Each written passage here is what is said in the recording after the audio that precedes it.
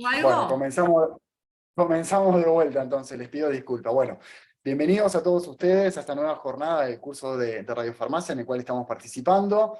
Desde todo el Comité de Educación Continua le damos la bienvenida, al igual que el Comité de Radiofarmacia y de la dirección de este curso.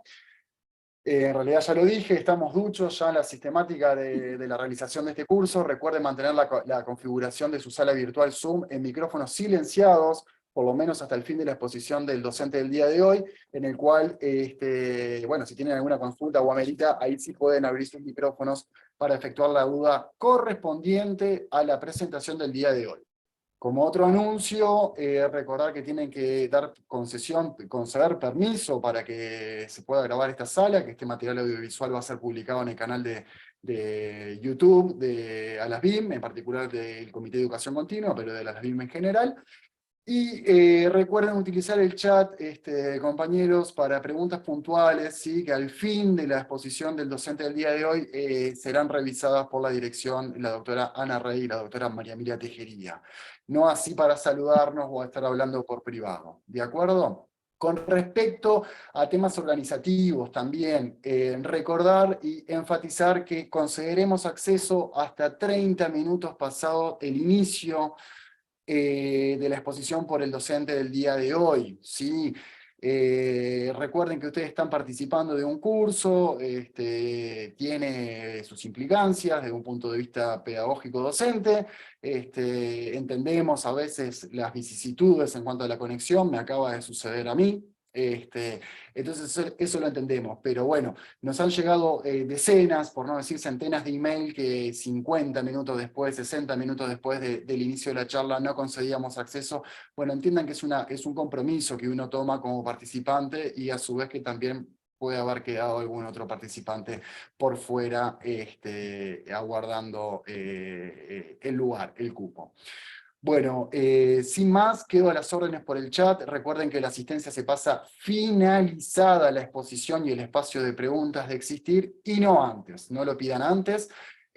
Cualquier otra duda de un punto de vista administrativo, saben los canales, tanto las salas del Classroom de Google como el correo electrónico del comité está abierto para recibir cualquier pregunta.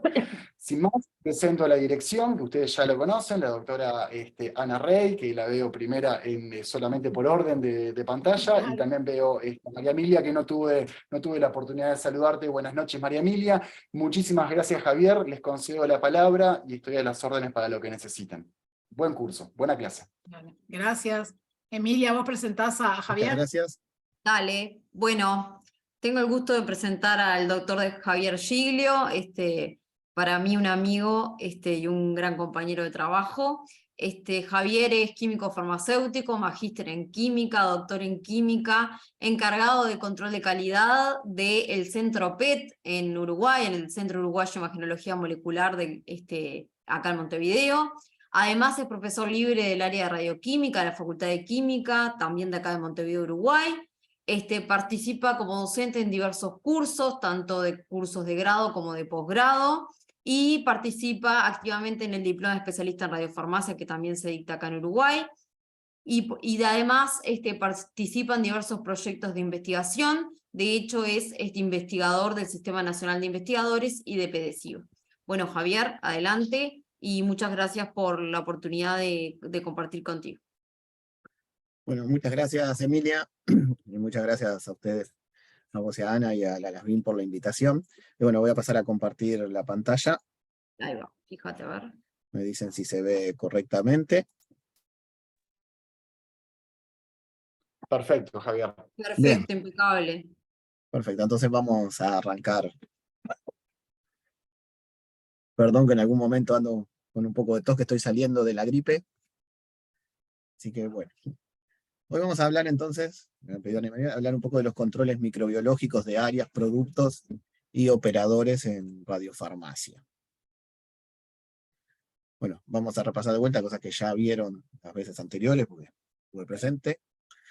Las cosas, bueno, en radiofarmacia sabemos que el radiofármaco es un medicamento con ciertas particularidades, y es un producto radioactivo con vida media y caducidad corta, o sea, son para uso en un corto periodo, Los lotes de producción son muy cortos, no se almacena el producto, como ya sabían, y en PET se pueden hacer varios lotes de producción al día y pocas dosis por lote, y se fabrican a demanda del cliente, no solo en PET, en SPET también se pueden hacer los lotes al día, y son siempre pocas dosis por lote. Entonces eso le da una particularidad desde el punto de vista también de los controles microbiológicos al producto terminado. ¿Por qué hacemos nosotros un monitoreo microbiológico? Obviamente, la fabricación y administración de los radiofármacos, como decía, debe hacerse de acuerdo a los principios de GMP.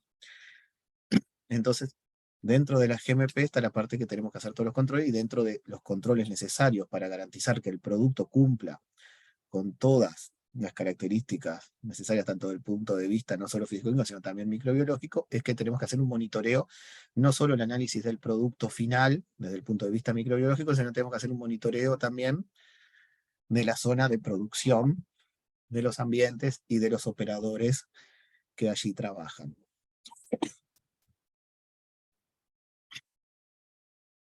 Bueno, obviamente tenemos el concepto de GMP, que no solo implica las buenas prácticas de manufactura, sino que hoy en día está el concepto de GXP, que siempre hablamos de las buenas prácticas de manufactura, de laboratorio, de almacenamiento, de distribución y transporte, y de las buenas prácticas clínicas. Pero como habíamos hablado, las buenas prácticas de fabricación son aplicables a todas las operaciones, como dice la definición, de medicamentos, cosméticos, productos médicos y alimentos, y sabemos que los radiofármacos entran en la categoría de medicamentos, o sea que nosotros tenemos que aplicar la GMP para hacer los controles y los monitoreos microbiológicos, en este caso en la producción de radiofármacos.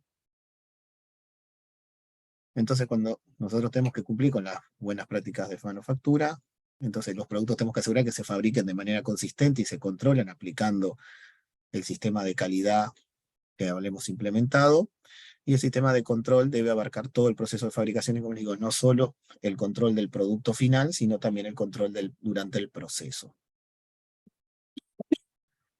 Las recomendaciones, obviamente, están a las empresas, Radiopharm, así lo que sea, establecer las condiciones que tengan que cumplirse para los procesos de producción, y obviamente vamos a describir las actividades que concurren en la gestión de la calidad de este sistema. Y bueno, en la línea de 13 son características generales, se dejan también, obviamente, esto involucra los desarrollos tecnológicos, los progresos de materia prima y la fabricación y la evolución. Cada organización verá cómo implementa esto en el sistema de calidad. Entonces, por eso, cada lugar, independientemente de su tamaño, va a adaptar las características de las buenas prácticas del laboratorio, obviamente respetando la seguridad comercial y del personal y medio ambiente, para adecuarlas a sus capacidades y necesidades. Porque muchas veces vamos a ver qué es lo que dice la GMP, qué es lo que debería hacer, y después está siempre lo que soy capaz de hacer y lo que puedo hacer, y bueno, ahí evaluar un poco qué es lo más crítico y dónde es que tengo que poner un poco de énfasis con las capacidades que yo tengo. Obviamente la evolución del concepto de calidad en el manejo de radiofármacos avanzado, pero está el control de calidad. Dentro de ello más ampliamente está el sistema de aseguramiento de calidad y el sistema de garantía de calidad que tengas, y dentro del sistema de calidad farmacéutico, en el caso que sea una radiofarmacia más centralizada, una farmacéutica. ¿Por qué? ¿Cuáles son las particularidades desde el punto de vista microbiológico? Obviamente sabemos que debido al corto periodo de semidesintegración de los radionucleidos, obviamente muchos de los controles algunos de los controles, no muchos, van a poder tener que realizarse post-liberación, y ese es el caso de los controles microbiológicos. Lo vamos a ver dentro de los controles microbiológicos del producto. De momento vamos a tener los test de pirógenos y el test de esterilidad, y obviamente el test de esterilidad va a demorar 14 días y siempre va a ser un test post-liberación, para lo cual es necesario cumplir con las buenas prácticas, tener un sistema que me asegure que voy a hacer una liberación de lotes estériles.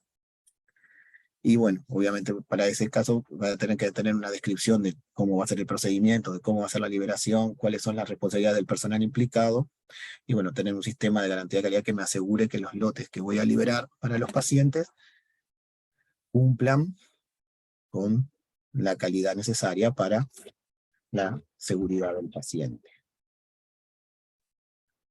Bueno, ¿cómo están?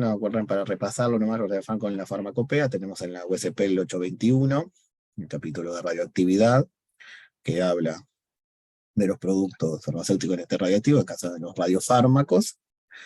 cuáles son las operaciones que deben ser llevadas a cabo supervisadas y cómo se van a hacer estos controles. Tengo específicamente después del capítulo 823 de radiofármaco para tomografía de emisión de positrones y la parte en preparaciones magistrales, porque en la parte de radiofarmacia hospitalaria se da como una preparación magistral, una preparación de radiofármacos, y específicamente el capítulo 797 de preparaciones magistrales, en el caso de preparaciones estériles. ¿De qué tratan estos capítulos? Voy a tener que evaluar un poco los niveles de riesgo del personal, del ambiente, cómo voy a realizar las esterilizaciones, las capacitaciones del personal, el tema de capacitación en la parte del trabajo, que es muy importante, en la parte de radiofarmacia, calidad y control ambiental, la higiene y vestimenta del personal, cuáles son los procedimientos operativos que yo voy a tener que tener y cuál es el programa de garantía de calidad necesario para poder cubrir estos puntos. Entonces la manufactura, un radiofármaco va a ser siempre en forma directa en pacientes que requiere aplicación y requiere estrictas normas de control. Van a ser radiofármacos que van a ser sintetizados y liberados sin todo lo control. Entonces, obviamente, como ya han visto en las anteriores, debe contar con profesionales capaces de, van a tener que definir las áreas críticas y las medidas de control adecuadas, establecer un programa adecuado de toma de muestra para realizar el monitoreo ambiental adecuado, y la implementación de un sistema de seguimiento de datos a través del tiempo, porque en muchos casos voy a tener que también evaluar un poco el estudio de las tendencias y qué me está pasando con mi ambiente. ¿Dónde buscamos información? ¿De qué tipos de controles? ¿Cómo hacerlos? Bueno, en la bibliografía que ya han visto también han manejado, la GMP, publicada por la Organización Mundial de la Salud, las guías y normas del Organismo Internacional de Energía Atómica, y en las farmacopeas oficiales y internacionales, con las de cada país, o como en la USP, la americana, la europea, y también en las guías de asociaciones como la Asociación Europea de Medicina Nuclear, que publica diferentes guías muy buenas e interesantes para guiarnos en este caso de cómo hacer estos procesos, de cómo validar y de cómo realizar los controles. Bueno, entonces en la radiofarmacia de la OMS nos regimos por las GMP generales del anexo 2 del informe 48. También vamos a aplicar la GMP productos estériles porque estamos haciendo radiofármacos que van a ser administrados pacientes de forma intravenosa, o sea que estamos haciendo productos estériles, y las GMP específicas de radiofármacos en el anexo 3 del informe 37. Los capítulos de la USP de la farmacopea americana, el capítulo de PET del 825 o de radiofármacos, 827, de los de la farmacopea europea. Entonces recuerden ustedes que ya lo vieron, pero en el área química clasificamos las áreas según GMP ISO. Entonces las áreas conocidas como zonas limpias, solamente controladas, siempre tenemos que controlar la introducción y producción y retención de partículas en su interior, van a estar con la presión relativa, cosa que ustedes ya vieron, y van a tener que tener una temperatura y humedad controlada. ¿Por qué? Porque local donde se controla la concentración de partículas contenidas en el aire, y además su construcción y utilización se realiza de forma de tratar de siempre generar e introducir el menor cantidad de partículas posibles en el área. Y es importante también, como decía, controlar la temperatura y la humedad y la presión desde el punto de vista de la microbiología para evitar los crecimientos de microorganismos. No solo su entrada, sino también su crecimiento y su desarrollo.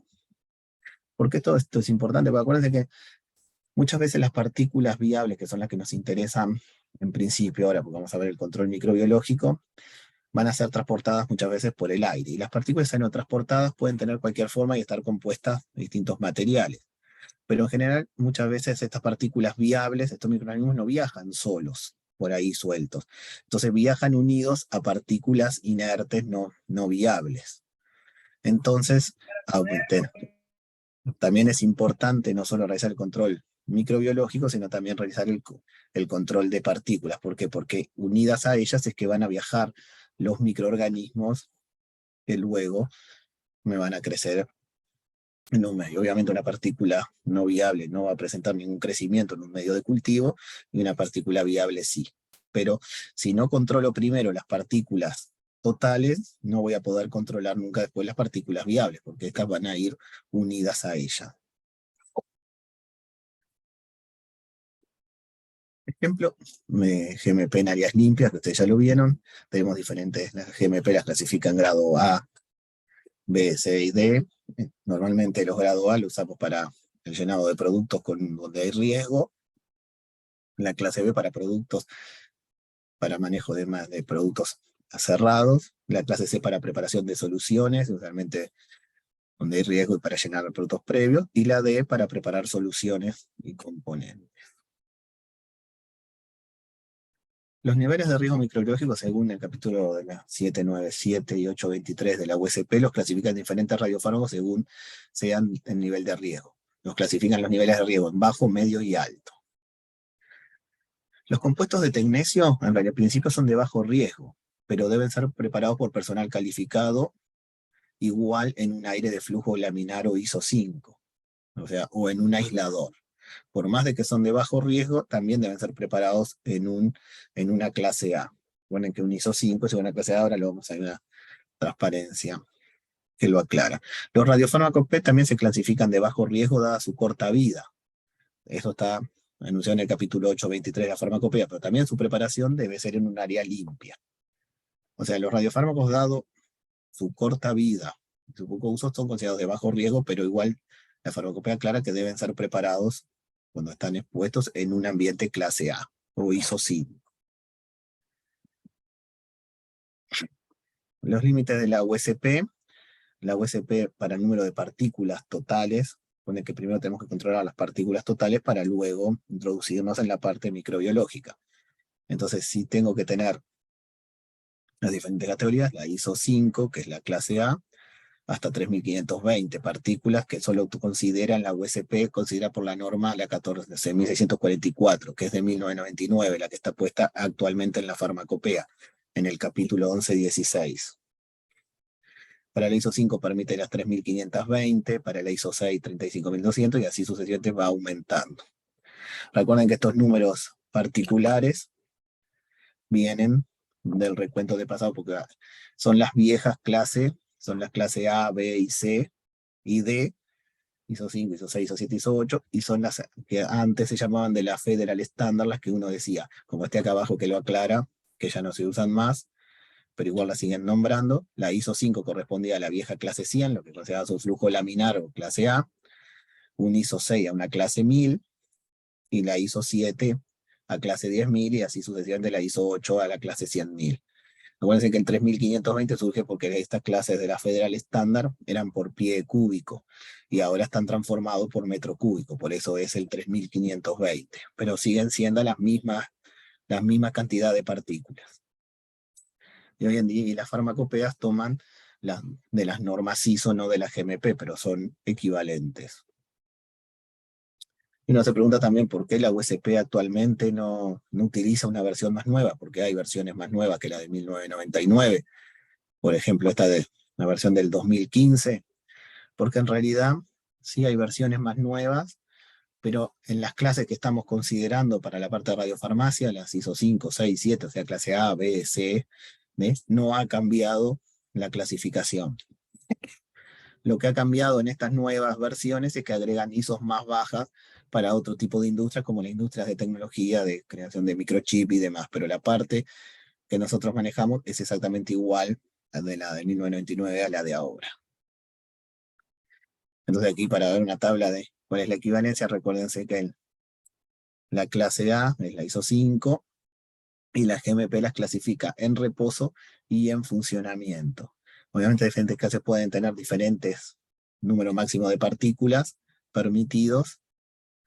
La clase A tiene el mismo en reposo y en funcionamiento, pero bueno, ya la clase B no le permite, aquí como verán, 100 veces más en funcionamiento que en reposo y así sucesivamente. Pero la farmacopea, por ejemplo, la USP las define solo en reposo, no las define en funcionamiento. Aquí tenemos una comparación de la GMP, la ISO y las viejas Federal Standard. Aquí, entonces, un grado A sería un ISO 5 para partículas mayor a 5. O 4.8, dependiendo si estamos en reposo o en operación. Porque hay áreas que cambian en la categoría de las GMP, dependiendo si están consideradas en reposo o en operación para GMP. Una clase C en reposo en GMP es clase C, en reposo sería un ISO 7 y en operación corresponderían a un ISO 8. Entonces depende, porque recuerden que las ISO solo las consideran por número particular y no habla de reposo o en funcionamiento. Bueno, entonces, ¿qué tipo de monitoreo debo realizar y cada cuánto? Ajá. Tengo que realizar primero, obviamente, antes de introducir la parte, como les decía, que voy a hacer un poquito con la parte de partículas, porque recuerden que antes de tener controlado la parte de microbiología, tengo que tener controlado el tamaño de partículas y la cantidad de partículas que tengo en esa área. Y aquí un gráfico que me pareció muy lindo para ver los tamaños de partículas, porque nosotros estamos hablando de partículas de 5 micras o menos, y estamos en el rango de una partícula muy pequeña, las que pueden ser respirables, menos del tamaño de un glóbulo rojo, y casi miramos partículas de tamaño ya de bacterias y demás. Y aquí está ejemplificado en escala real el tamaño de un pelo humano. No estamos hablando de partículas muy pequeñas. Entonces, cuando hablamos del conteo de partículas totales, ¿cada cuánto lo debo realizar? ¿Y quién lo tiene que realizar? Bueno, las farmacopeas y las normas ISO definen esto muy claramente. Entonces, el conteo de partículas para clase 5, ISO 5, o sea, clase A, para menores o iguales a ISO 5, se tiene que realizar cada 6 meses por una empresa externa. Luego, para mayores de ISO 5, la clase B y C, estaría bien realizar un muestreo, una determinación una vez por año por una empresa externa contratada. También está aclarado cuando se realizan los diferenciales de presión de aire de todas las clases una vez por año y los flujos de aire también para todas las clases anualmente.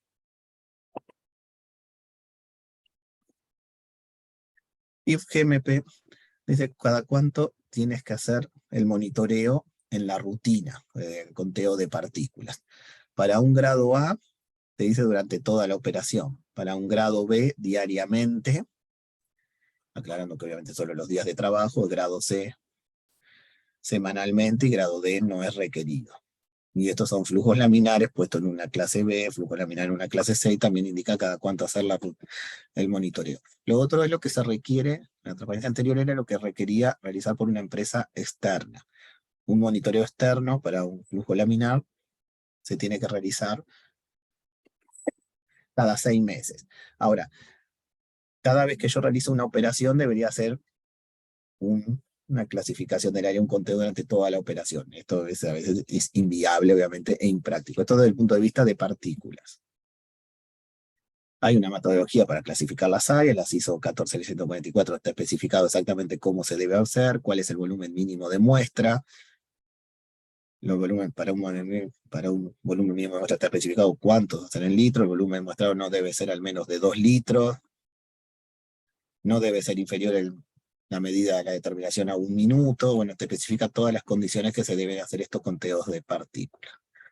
Hay diferentes equipos para monitoreo de partículas, desde más complejos hasta más sencillos y más portátiles, que tienen obviamente diferentes prestaciones, pero este es el rango más o menos que todos ellos miden, partículas mayor a 5, a 0,5, a 1, a 3 y a 5 micras. Y en este caso todavía no hablamos de los microorganismos, que era lo que a nosotros nos interesaba. ¿Qué pasa con los microorganismos? Porque hablamos muy bien de las partículas, obviamente las tenemos que tener controladas. Entonces tenemos contadores de partículas, tenemos la empresa externa contratada, y se hacen los controles. Bueno, ¿y qué pasa con los microorganismos? ¿Cómo los controlamos? El conteo de microorganismos también está determinado para las distintas áreas, dependiendo de cómo lo realice. Y hay básicamente dos maneras de hacerlo, métodos pasivos y métodos activos, así las viejas y queridas placas de sedimentación, y puedo también realizar un muestreo activo del aire. Entonces, la clasificación de las ISO 5, o sea, clase A, tiene que ser, aquí me quedaron al revés, perdón, los símbolos, no son mayor es menor, discúlpenme, menor a 1, menor a 10 para clase B y menor a 100 para clase C. Ya tenemos aquí la tablita de la GMP. Entonces, para el muestreo, tanto sea por aire activo, tiene que crecer menos de 1 unidad formadora de colonia por metro cúbico. Para una placa de sedimentación de 90 milímetros, que no puede estar expuesta más de 4 horas, eso es por el límite del medio. Recuerden que una placa de sedimentación abierta se va secando y se deshidrata el medio, o sea que no se recomienda utilizarlo más de 4 horas. Que normalmente en el caso de la radiofarmacia no es un problema porque siempre son operaciones más cortas. Y bueno, y después tengo para una clase B, muestreo de aire por metro cúbico son 10 unidades formadoras de colonia, para una placa de sedimentación 5 unidades formadoras de colonia, y así. Obviamente está la tabla, es claramente especificado cuál es el máximo conteo. Ahora, yo debo hacer el muestreo durante la operación según lo que indican las tablas de GMP. Si estoy usando un grado A, operaciones de llenado, tengo que hacer una por cada vez que realice la tarea, para la parte volumétrica, para las placas de sedimentación. Para el grado B tiene que ser diariamente, para el grado C semanalmente, el grado D mensualmente, así suavemente. O sea, están establecidos los muestreos durante las operaciones que se debe hacer según la GMP. Y bueno, como les decía, ¿qué tipos de métodos tengo para realizar el monitoreo microbiológico? Bueno, tengo métodos activos y métodos pasivos. Obviamente, ahí va a implicar también los costos. Como lo que dice anteriormente de cada cuánto lo tengo que hacer. Voy a volver un segundito. Al muestreo durante las operaciones, según GMP, esto es lo que tengo que hacer si quiero cumplir exactamente con lo que implica GMP. Pero muchas veces realizar esto, todas las operaciones diariamente, es un poco complicado. Entonces, por eso que decía que uno después tiene que ir viendo desde lo que indica GMP que debo hacer y lo que yo puedo hacer. Entonces, muchas veces, durante una operación, que puede ser de llenado en un flujo laminar de grado A, tengo que realizar un muestreo, ya sea volumétrico con placa de sedimentación, en todas las operaciones. Y a su vez, ese grado A, que es donde realizo la dispensación, puede estar asociado también a una zona, un grado B, donde se hace la realización del producto en el caso de ser una radiofarmacia PET, que normalmente las celdas de producción son clase B. Y toda la sala donde está todo colocado este flujo laminar y las hot cell, por ejemplo, un flujo laminar en una radiofarmacia PET, puede ser una clase C o una clase D, o sea, tener que hacer semanalmente, mensualmente, y estén todas las veces. Entonces, tal vez el número de muestras se me incrementa tanto que yo no las puedo manejar. Entonces, siempre está lo que dice la GMP, lo que yo debo hacer, y bueno, está lo que se puede hacer. Y si uno tiene no tiene tanta capacidad de procesamiento de todas estas placas, que es imposible, hay que tener una producción muy grande, puedo ver, bueno, por lo menos tratar de decir qué es lo que yo puedo hacer. Entonces me puedo definir cuáles son los procesos más críticos y realizar un monitoreo de ellos, dejando un monitoreo menos exhaustivo a otros puntos. Entonces, yo considero que donde realizo el llenado de operaciones asépticas de grado A es donde tengo el punto más crítico. Entonces, este monitoreo lo tengo que hacer todas las veces. Y capaz que la zona C, que me dice semanalmente, bueno, no tengo tanto, o la grado B, donde hago el llenado, no lo hago diariamente, lo hago semanalmente, y bueno, uno tiene que hacer un análisis de riesgo y ver dónde se puede parar y qué es lo que puede hacer con las capacidades que tiene también. ¿Qué tipos de métodos tengo para hacer el monitoreo microbiológico? Como decía, tengo métodos activos y métodos pasivos. Los pasivos son las viejas y queridas placas de sedimentación, que son placas con medios de cultivo, en el cual abro en el ambiente que quiero controlar, y en un método pasivo que por sedimentación van ahí a caer los microorganismos que haya en el ambiente y las partículas. Las mismas luego las voy a incubar y voy a tener un conteo en la placa de 90 milímetros.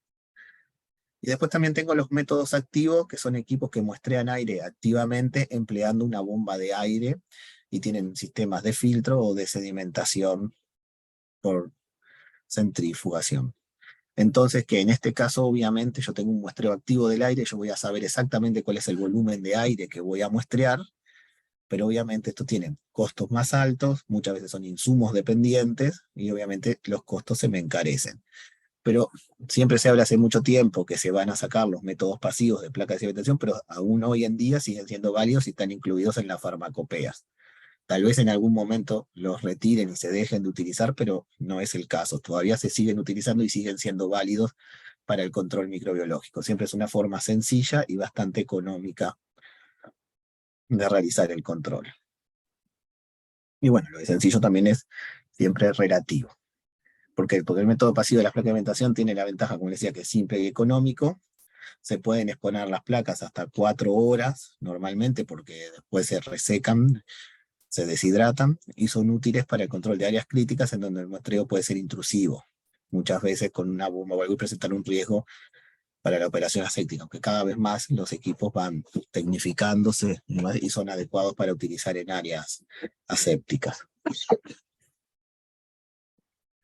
Las desventajas, obviamente, está limitado el tamaño de muestra de aire a ser analizada, porque todo va a depender si lo que quiero muestrear cayó pasivamente ahí arriba de la placa donde la tengo abierta. No voy a hacer un muestreo de aire, de una cantidad de aire determinada, porque yo no sé cuál es el volumen de aire que estoy muestrando, solo sé el tiempo que la puedo exponer. Y bueno, puede haber interferencias porque nació de turbulencias de otros equipos y demás. Pero sigue siendo el método más económico y uno de los métodos más utilizados. El método activo presenta la ventaja de un muestreo uniforme, las desventajas que es más caro y algunas veces son insumo dependiente, más que algunas veces casi siempre.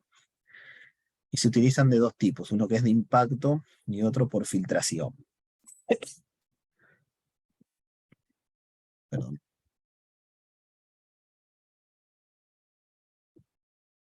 Esos son dos tipos de distintas marcas, acá una foto de Mili Sartorius, dos marcas muy conocidas, que son por filtración, en el cual en estos casos puede ser que se coloque un filtro estéril en la salida, se deje determinado tiempo para muestrear el volumen de aire, como tiene una bomba calibrada, uno va a saber exactamente cuál es el volumen de aire que muestrea, y luego ese filtro lo puede poner en incubar en una placa con un medio de cultivo adecuado. Y hay otros que funcionan también por centrifugación, en que en realidad lo que se pone es directamente la placa en el equipo, toman el aire y hacen que impacten las partículas directamente en la placa que luego se pone a contar, a incubar para luego contar. Y después tengo un contador de partículas viable en tiempo real, que ya es una tecnología más moderna y mucho más caro, que yo no he visto ninguno que se utilice en la radiofarmacia. Son contadores de partículas en tiempo real que ofrecen detección de partículas no viables y viables a la misma vez y utilizan fluorescencia inducida por láser para contar de todas las partículas que cuentan cuáles son las viables. Entonces en este caso ya sería un doble conteo de partículas viables y no viables, pero esta tecnología, si bien existe, es muy cara. Entonces, eso para desde el punto de vista del ambiente. Luego tengo el control del personal. Obviamente, como ya vieron anteriormente, todo el personal debe estar calificado para la tarea que se está llevando a cabo. O sea, va a tener que tener capacitación continua, debe mantener las correctas medidas de higiene, de la ropa, del lavado de manos, de la desinfección de superficies, como ya vieron anteriormente. Entonces, cuando yo evalúo el monitoreo del personal, debo evaluar las competencias en uso de vestimenta y guantes también. El personal debe ser inspeccionado visualmente durante los procedimientos de higiene de manos, de uso de vestimenta, documentarse en un formulario y el registro permanente y evaluación a largo plazo de la competencia del personal. El personal debe ser evaluado en la técnica séptica, para lo cual lo aseguro que el personal está capacitado y entrenado para hacer manipulación de soluciones durante la técnica aséptica. Y voy a tener que muestrear no solo personas, sino también a los guantes y las manos del operador. Para todo también está incluido en la GMP y en las distintas áreas los límites recomendados para el monitoreo de manos durante las operaciones. Para un grado A, en las manos tiene que ser menor a 1, o sea, sin crecimiento. Esto recuerden que el menor a 1 a veces son por las tablas de GMP todavía siguen siendo un poquito más viejas y ahora, por ejemplo, la farmacopea lo está actualizando. Se ponía menor a 1, que en realidad no existe, porque si hay un muestreo de partículas es o crece una 2, 3, lo que sea, o no crece ninguna. Menor a 1, ¿qué significa? Significa que antes uno podría poner muchas placas, dependiendo del número, y hacer luego una estadística de la cantidad de placas. Entonces podría ser que le creciera en una y en las otras no, y podría ser que el promedio fuera menor a 1, y en ese caso cumplía. Hoy en día las farmacopeas ya están abandonando esto, y básicamente se pasó todo a que en clase A tiene que ser 0 el recuento. O sea, no tiene que presentar crecimiento ninguna, para no poder hacer esto de los muestreos múltiples para tener un promedio menor a 1. Y bueno, el muestreo de monitoreo de manos está definido para grado A y para grado B. Luego no está definido para clase C ni clase D. Y eso también es un problema a veces en radiofarmacia, porque en muchas zonas nosotros estamos trabajando a veces en un flujo laminar grado A, pero las zonas aledañas al flujo laminar puede ser un grado C. Entonces uno a veces puede estar manipulando cosas, ingresando y sacando de un flujo laminar brindado, de una zona de dispensación, puede estar sacando cosas desde un grado A un grado C. Entonces vos estás pasando de una zona donde está definido el conteo de partículas en el monitoreo de manos a zonas en las que no. Entonces eso puede ser un problema y a veces puede ser necesario adaptar esto un poco y ver qué tan estrictos tenemos que ser con estos monitoreos, porque si le ponemos 0 y muchas veces estamos sacando las manos, bueno, ¿qué estamos considerando? ¿Que estamos en un clase C o en un clase A? A veces estamos parcialmente en ambos. También tengo que realizar un monitoreo de las superficies de las áreas de trabajo, y se puede realizar con hisopos estériles o con placas de contacto, las tipo RODAC u otras. Las clasificaciones son de la farmacopea para la clase A, B y C. Para la clase A, acá también me quedaron al revés los símbolos: menor a 3 por metro cuadrado, menor a 5 y menor a 100 por metro cuadrado según la USP. Y ojo que recuerden que esto siempre, las definiciones para la superficie son por metro cuadrado, por lo que voy a tener que saber cuál es la superficie que estoy monitoreando. En el caso de utilizar una placa de contacto, yo tengo una superficie establecida en la placa, entonces voy a saber mi recuento en qué superficie es y puedo llevar mi recuento a metro cuadrado. Y en el caso de hisopos, de alguna manera también voy a tener que definir la superficie que me voy a muestrear para luego poder hacer la conversión y llevar mi recuento hacia metros cuadrados. Hay diferentes tipos de placas de contacto, tipo RODA, con algunos incrementos o no. Hay distintas, las placas RODA que son placas que presentan una superficie cóncava que salen de los límites de la placa para poder hacer el contacto con la superficie que se está monitoreando. Normalmente son de TCA, pero hay otros tipos. Hay paletas también tipo con agar en vez de placas RODA, que esta es otra alternativa. Y cuando uno realiza un muestreo con hisopo, voy a tener que usar alguna especie de este tipo de campos para saber exactamente qué zona estoy hisopando, qué superficie, para poder luego traducir ese valor a lo que si me cumple la norma o no, para llevarlo a metro cuadrado.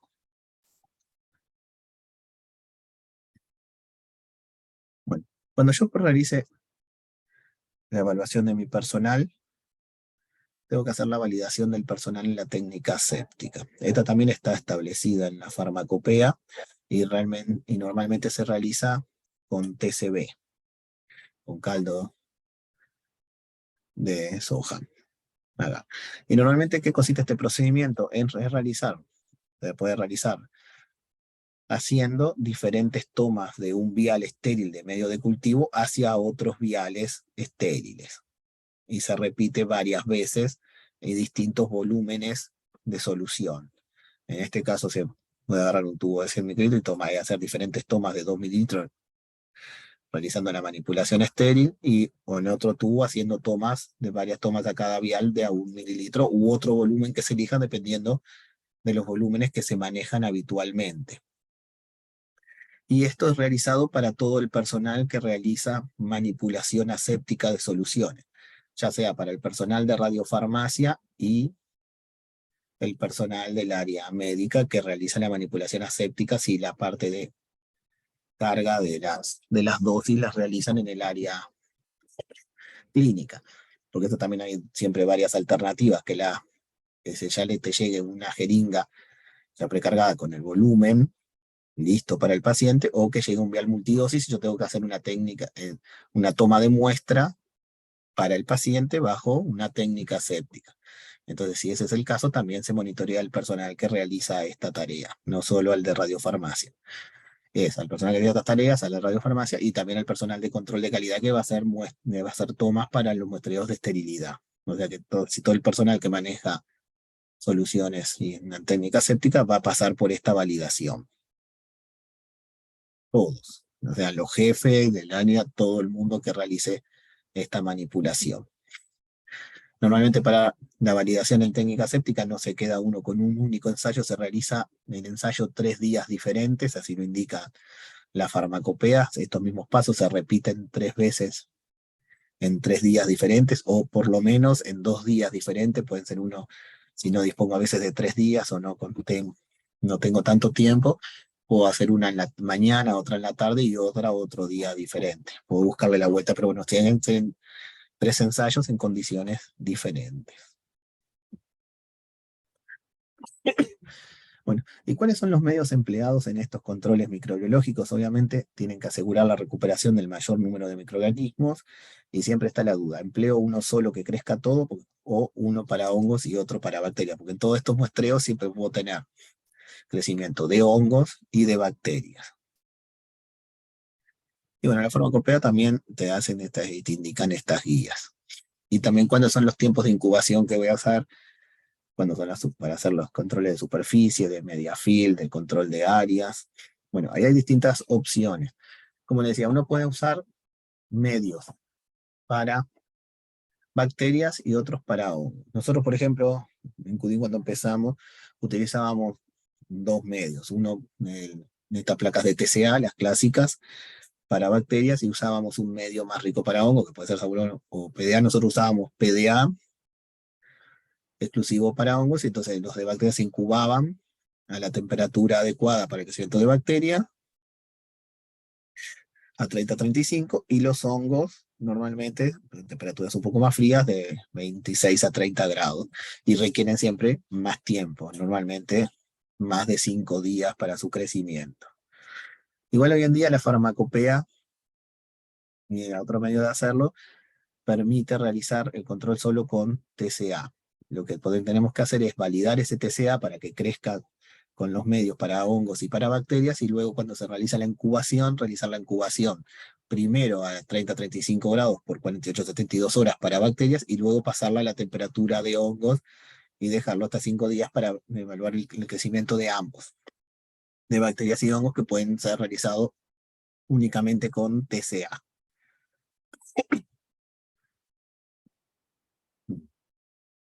Siempre el laboratorio de control de calidad es el responsable de que se tomen las muestras de forma adecuada, se lleven a cabo los ensayos y controles necesarios, y solo se liberen para su uso los materiales y productos que cumplen con los criterios de calidad definidos.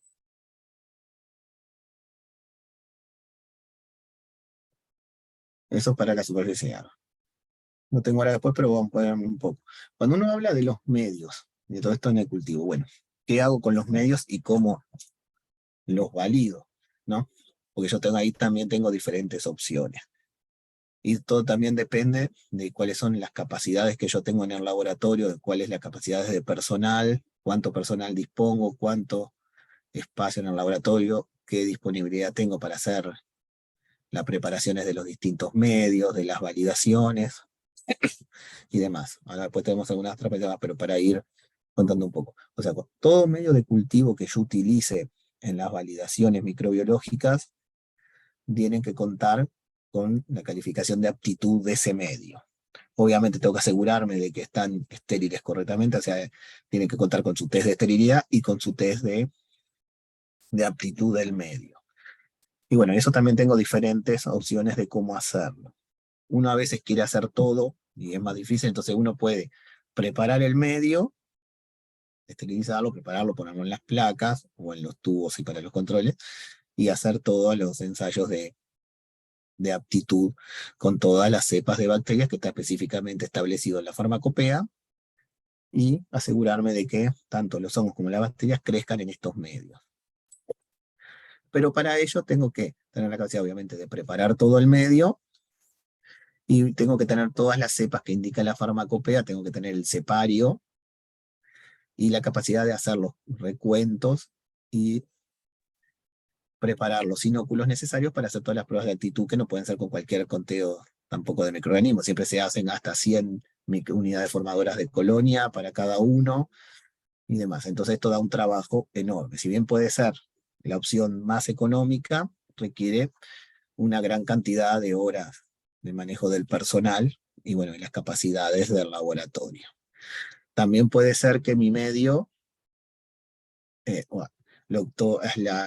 el polo totalmente opuesto. Puedo decir que puedo ya comprar un medio pronto y validado. Entonces en ese caso me va a venir un medio con su certificado y yo no tengo ni que prepararlo ni que realizarle la aptitud a este medio de cultivo. Y después puedo tener un intermedio en el que yo puedo preparar el medio y enviarlo a un laboratorio externo a hacer las pruebas de aptitud. Y ese es como el precio como intermedio, digamos, que uno está. También depende tu laboratorio de control de calidad de cada uno, cómo es que se maneja y dónde está, en qué parte, en qué organización estoy yo colocado. Porque una cosa es que estoy en un centro que es totalmente independiente.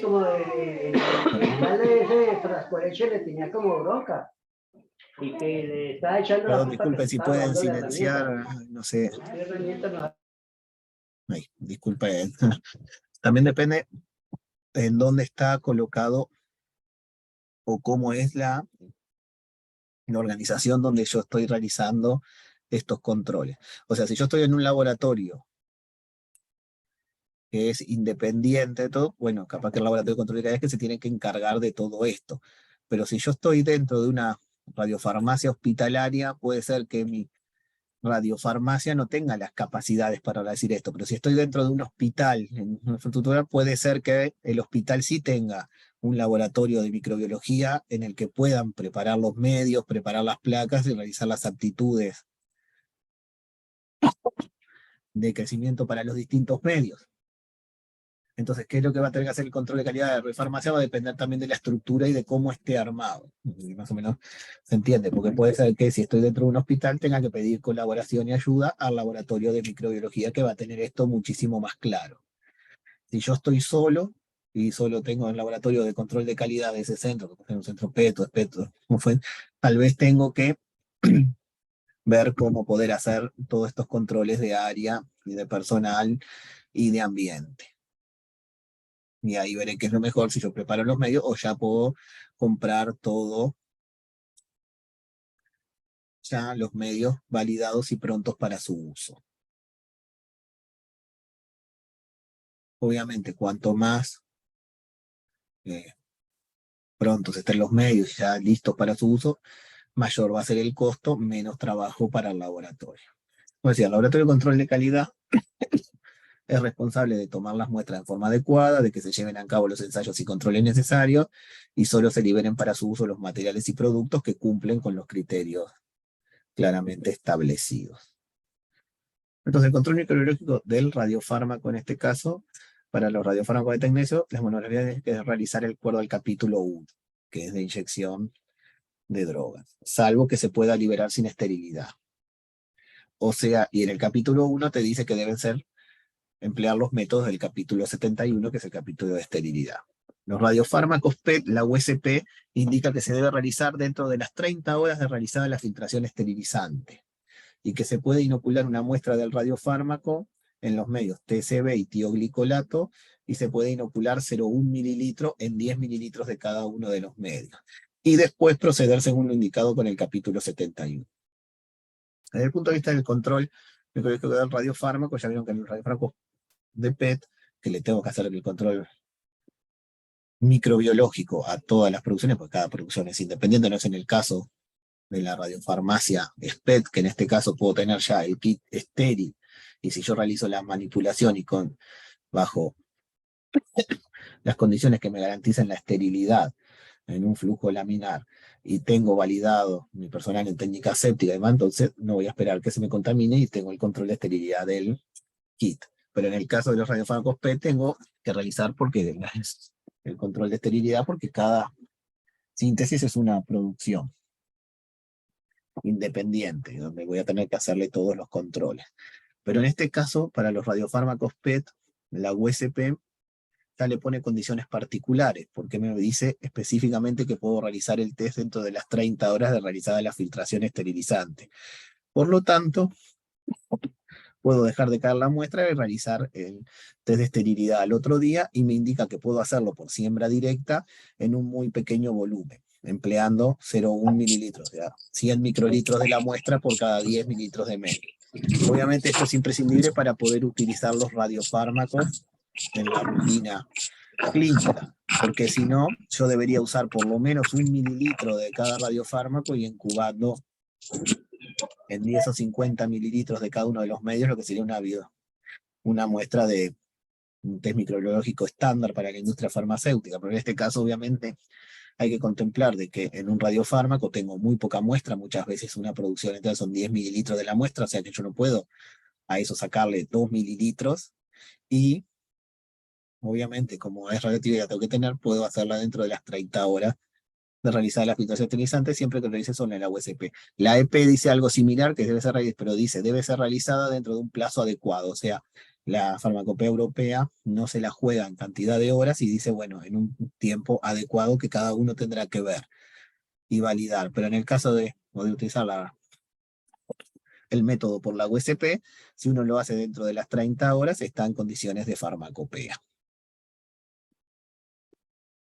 Bueno, el capítulo 71 de la USP dice que el test de esterilidad se puede llevar a cabo por el método de siembra directa por filtración de membrana. En este caso, para el de radiofármaco decía específicamente que se podía hacer por siembra directa, y se van a realizar los medios clásicos, el caldo fluido tioglicolato o el tioglicolato para anaerobios y el TCB para aerobios.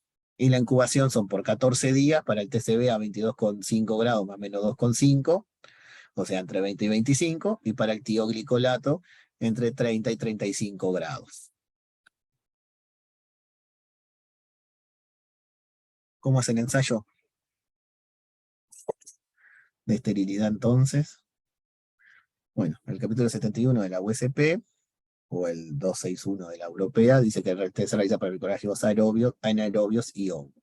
Y se utilizan los dos medios de cultivo, el tioglicolato y el TCB, y se incuban por 14 días. Puedo utilizar el método, si quiero, de filtración por membrana o inoculación directa, pero en el caso de los radiofármacos siempre el más sencillo es realizarlo por inoculación directa. Y en este caso siempre el test de esterilidad es un test post-liberación. Y lo gran importante aquí es poder tener mis medios validados. Y como les decía antes, recuérdense que siempre los medios tienen que ser validados y de asegurarme de que cumplan la aptitud de crecimiento. Por lo tanto, voy a tener que, al de tioglicolato, estar seguro de que crecen, de que es capaz de crecer los anaerobios, y en el caso de TCB los anaerobios, la farmacopea especifica claramente cuáles son estas cepas que tengo que utilizar para la aptitud del sistema.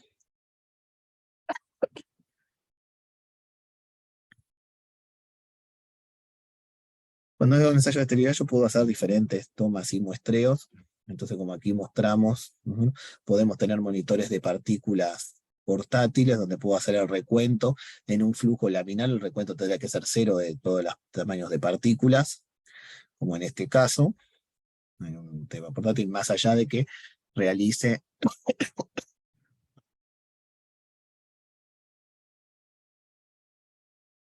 cada 6 meses el control por la empresa externa contratada. Entonces, antes de realizar el muestreo de esterilidad, voy a analizar también, voy a tener ya todo pronto para hacer el monitoreo, no solo el de esterilidad, sino el monitoreo de ambiente. Voy a hacer el recuento de partículas y voy a tener las placas para realizar el monitoreo del ambiente, en este caso placas de sedimentación. Y voy a tener alguna placa aquí extra, un puntero, para realizar el control en las manos del operador de la cabina de flujo laminar.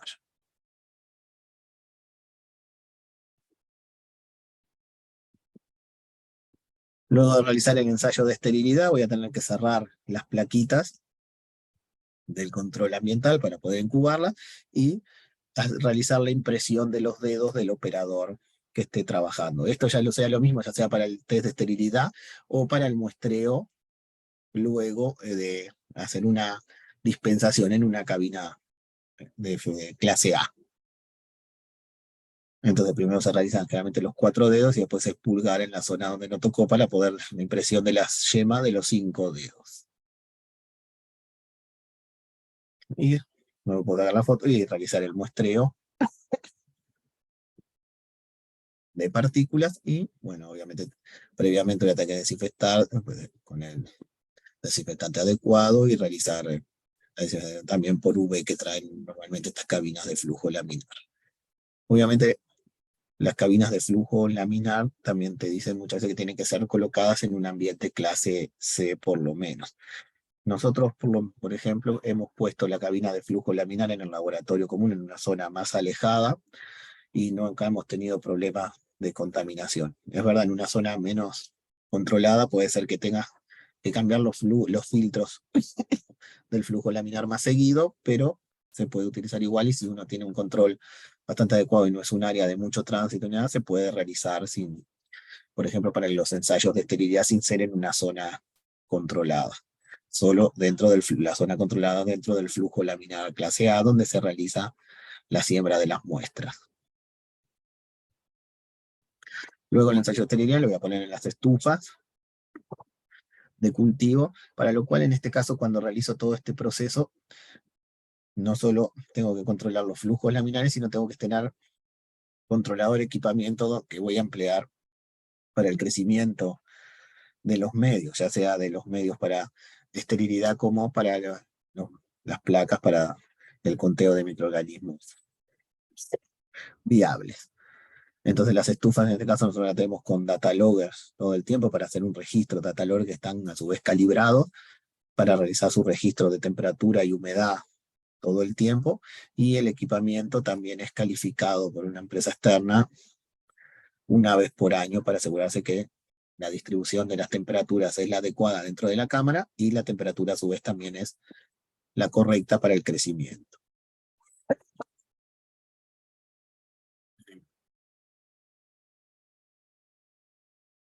Entonces, para el ensayo de esterilidad, el producto cumple con esta esterilidad si no hay crecimiento luego de 14 días, como indica el ensayo, tanto en la USP como en la EP, porque está armonizada esta monografía. Si hay crecimiento, obviamente el producto no cumple, al menos que pueda demostrarse que el test fue invalidado por algo, o sea, por lo tanto los test de esterilidades no se repiten. Solo pueden repetirse de alguna manera si yo lo podría demostrar de que mi test fue invalidado porque o el ambiente estaba mal y me creció en el monitoreo ambiental de la cabina u otro efecto.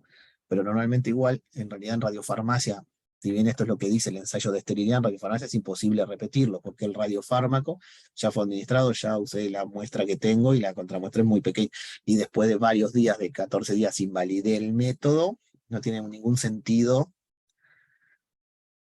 realizar otro ensayo de esterilidad porque mi muestra ya no cumple. Es distinto en la industria farmacéutica, porque esto está escrito para la industria farmacéutica, que si yo tengo un lote de ampollas inyectables que van a tener una vida útil de 2 o 3 años, puedo agarrar el número de ampollas y realizar el ensayo, y si no me cumple y puedo demostrar que el ensayo fue realizado en condiciones no válidas, podría tomar otras ampollas y repetirlo. En el caso de un radiofármaco no tiene ningún sentido.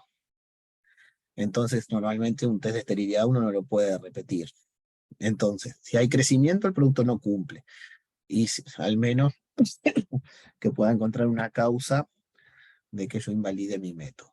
O sea, las causas de invalidez pueden ser que el monitoreo de las instalaciones donde se hace el test reveló alguna falla, que la adecuabilidad o idoneidad del ensayo no es aceptable, si se realizó también en paralelo a esto, normalmente esto ya lo revisa antes, o si hay crecimiento en los controles negativos. Y también puede determinarse que el microorganismo encontrado identificado proviene de un material utilizado o introducido por la técnica y no proviene del producto. Entonces, normalmente el test de esterilidad Y como les decía, normalmente para los radiofármacos normalmente no se repite. Luego también tengo, como parte de los controles microbiológicos, el control de pirógenos. En este caso, obviamente, los pirógenos son toda sustancia capaz de provocar fiebre, normalmente son péptidos antígenos. Las endotoxinas es un tipo de pirógeno que son originadas por la bacteria gram negativa, que es el complejo de lipopolisacáridos de las proteínas de las paredes celulares de la gram negativa, y son las causas más comunes de las reacciones que provocan los pirógenos. Y una característica que tienen los pirógenos es que son extremadamente estables al calor, por eso para despirogenizar materiales se utilizan altas temperaturas, son de muy pequeño tamaño y pasan a través de filtro y provocan reacciones a concentraciones muy bajas. Entonces, para determinar los pirógenos, los documentos utilizados son en la USP el capítulo 85 del test de endotoxinas bacterianas, el 161 para equipos médicos, están las guías, el 1085 para las guías para los test de endotoxina, hay un capítulo del 1228 para desperogenar, y guías de la FDA y de la SANSI, fundamentalmente cómo trabajar con esto de los pirógenos, porque es un tema bastante complicado y siempre sacarse de arriba los pirógenos es complejo, si el material los contenía. Acuérdense que la determinación de pirógenos por el método del LAL o el del Gel-Clot, que utiliza la sangre del cangrejo, el Limulus, y tenemos métodos alternativos que son turbidimétricos y cromogénicos, como los empleados por el cartucho, estos PTS, que son de los cartuchos creados por el método Endo6 de la Charles River, que es el único método que nos permite realizar el test de pirógenos pre-liberación, porque nos permite tener un resultado en aproximadamente 15 minutos, lo que es concordante con los periodos de desintegración de los radiofármacos.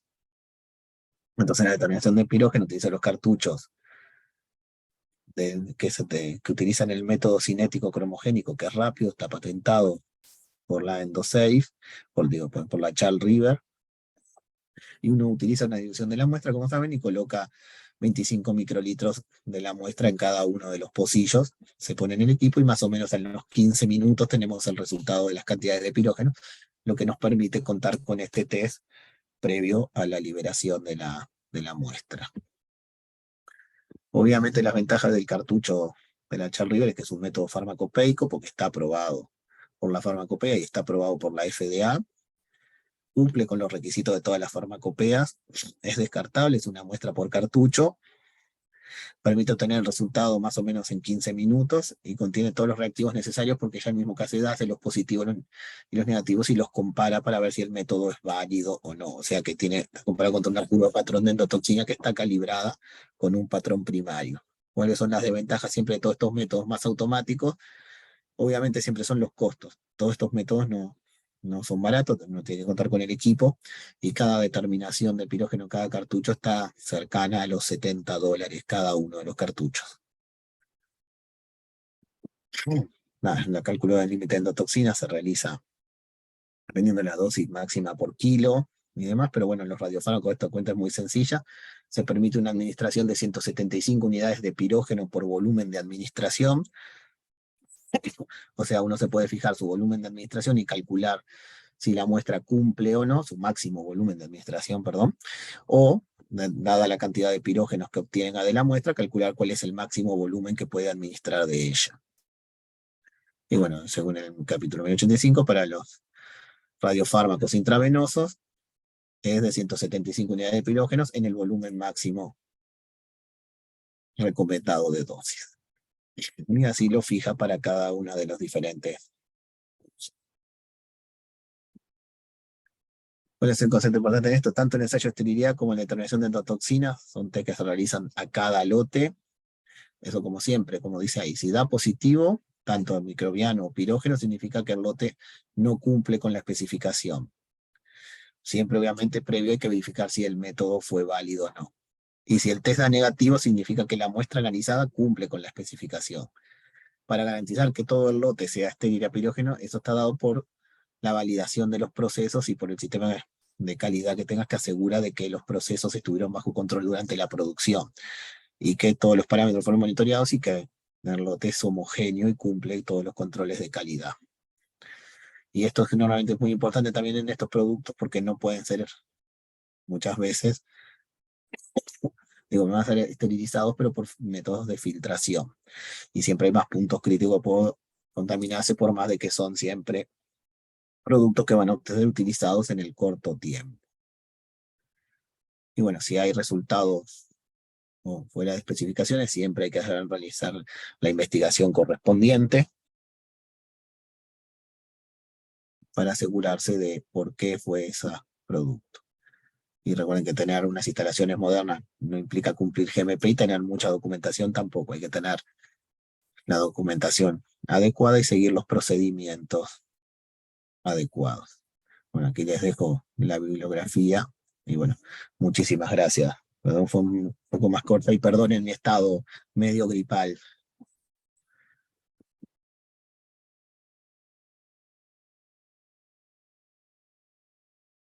Bueno, gracias, Javier. Bueno. Muy interesante. Perdón, ya digo, discúlpenme, estado griposo y medio No de pasa tos, nada, ¿y ¿qué va a ser? Y no sé si hay preguntas. Son estas las latitudes, Javier, más que entendible. Bueno, sí, en el chat hay una consulta, aparte de las excelencias, Javier, que te transmiten. Nubia Jacomé pregunta, en nuestro país estamos queriendo formar la radiofarmacia y hay varios términos que aún desconozco. En los tipos de monitoreo, en el método pasivo, es decir, una caja de cultivo, ¿qué tipo se puede pedir? ¿Se hacen o se compran? Las placas, como me decían, el método pasivo de exposición de las placas, las dos son válidas. Uno las puede hacer o las puede comprar. Como le decía, si uno las hace, cuando las prepara, obviamente va a ser mucho más barata, porque las prepara a partir del medio que viene en polvo, uno compra, no es muy caro y puede preparar varios litros, pero una vez preparadas las placas, tiene que hacer el proceso, como les decía, validar la aptitud de las placas. Para ello hay que asegurarse de que crezcan los microorganismos, por lo tanto, hay que sembrarlas con los microorganismos que indican la farmacopea para probar esas placas, que en el caso para las ambientales, para el TCA son las 5 cepas que pide la farmacopea. Entonces, bueno, uno tiene que poder realizar esto. Tener el cepario para poder hacer esto sale muy caro. También uno podría prepararlas y enviarlas a un laboratorio externo que te haga la validación de las placas. O directamente puede comprar las placas ya con un certificado de que ha sido validado tanto que están estériles como que cumple la aptitud para estas 5 cepas en el caso de la TCA. No sé, más o menos me expliqué. No hay una única respuesta, todo depende del caso de cada uno. O si estás dentro de una farmacia, como les decía, si la radiofarmacia está dentro de un hospital, se le puede pedir ayuda al laboratorio de microbiología que normalmente tiene las cepas, distintas cepas, y puede hacer esto. Depende de la infraestructura y de dónde uno esté ubicado.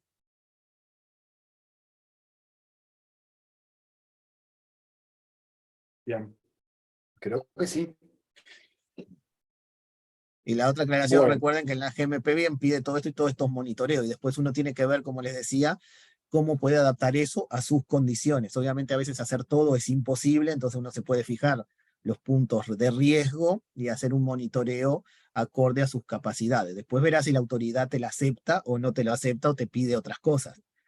Pero muchas veces uno puede hacer un plan y decir, bueno, mi punto crítico es la dispensación aséptica, hago el monitoreo del ambiente todas las veces, hago el monitoreo de las manos del operador todas las veces.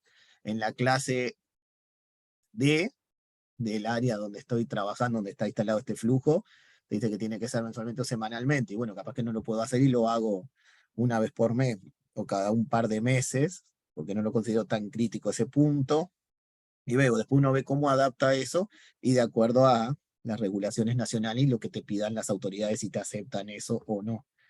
Pero uno trata de hacer lo mejor que puede con las capacidades siempre que tiene. Claro. Yo tengo una pregunta, Javier. Sí. Porque en realidad las GMP son para los productores, son Sí. pensadas en los fabricantes. Para mí está bastante claro que los radiofármacos PET, que se parte directamente de las materias primas y sobre todo los métodos que no son tipo cassette, es un fabricante porque haces todo. Ahora, cuando en una radiofarmacia convencional no se es un fabricante, sino que se trabaja con kits que ya están registrados y con generadores que también vienen certificados.